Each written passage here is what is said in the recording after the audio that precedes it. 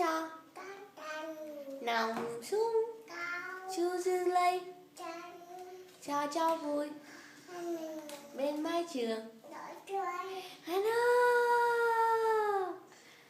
cô dặn cháu ăn xong nhớ lấy cái, nhưng giờ bà cháu không còn được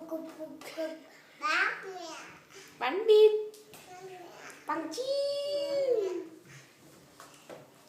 Đèn xanh đèn đỏ, ba đèn tín hiệu an toàn, ra đường bé nhớ. Đèn xanh là báo đã thông, đèn vàng đi kẻo rồi. Bé ngoan bé thuộc, xanh vàng đỏ ấy ba màu.